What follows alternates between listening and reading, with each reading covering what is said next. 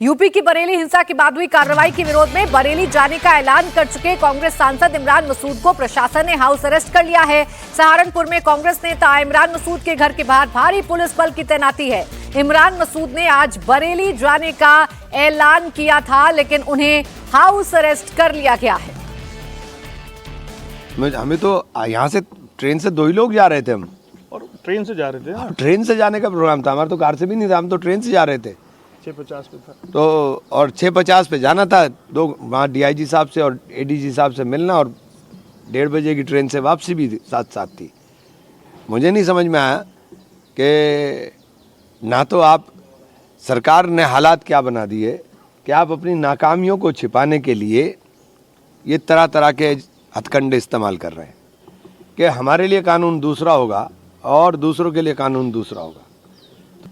फतेहपुर के अंदर मस्जिद में घुस करके जिस तरीके से वहाँ मज़ार पे घुस करके तोड़ फोड़ की गई और पूरा नंगा नाच हुआ के वहाँ कानून की धज्जियाँ उड़ाई गई, आपने क्या कार्रवाई की?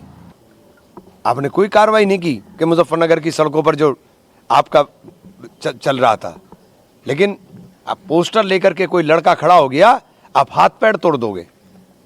उसका नाम शाहिद था इसलिए उसका बुलडोजर चल गया, तो वो तो चलेंगे हमारे घर पर, वो बुलडोजर चलेंगे हमारे घरों पर। वो आप जब पता है आपको कि बुलडोजर हमारे घर पर चलना है, तो हमें इस बात के लिए मुहतात रहना पड़ेगा, हमें इस बात के लिए होशियार रहना पड़ेगा कि हम कोई मौका ना दें।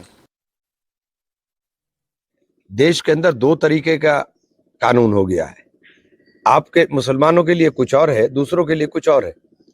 फतेहपुर के अंदर मस्जिद को अंदर घुस करके तोड़फोड़ की जाती है, कब्रें तोड़ी जाती है, तो कोई लाठी नहीं चलती है, कोई डंडा नहीं चलता है, वो बैरिकेड तोड़ करके भाग जाते हैं, कुछ नहीं होता है, उपद्रवियों को खुली छूट होती है। मुजफ्फरनगर के अंदर अभी 4 महीने पहले कावड़ यात्रा के दौरान होटलों को तोड़ा जा रहा था, लूटा जा रहा था, कोई कार्रवाई नहीं होती है। लेकिन पोस्टर दिखाने पर मुसलमान के ऊपर इतनी सख्त कार्रवाई होगी कि कहीं टांगे तोड़ी जा रही हैं, कहीं हाथ तोड़े जा रहे हैं, कहीं, मतलब ये जो हो रहा है ये हमें समझना पड़ेगा कि ये सरकार अपनी नाकामी छिपाने के लिए, इनके पास कोई एजेंडा नहीं है। मुझे नहीं पता किस चीज के लिए सेंसिटिव है, क्या सेंसिटिव है भाई? आपने 3800 लोगों को नामजद कर दिया, आप बुलडोजर चलाओगे, आप लाठी चलाओगे, आपने हाथ पैर तोड़ दिए। ये समझाने बुझाने की रणनीति सिर्फ आपकी एक उसके लिए रहती है, हमारे लिए तो है नहीं। तो आप प्रशासन का काम क्या? संविधान सबके लिए बराबर है, संविधान ने अधिकार सबके बराबर करे, लेकिन हमारे यहाँ तो भाषा ऐसी बोली जा रही है जैसे हम इस देश के नागरिक ही ना हो।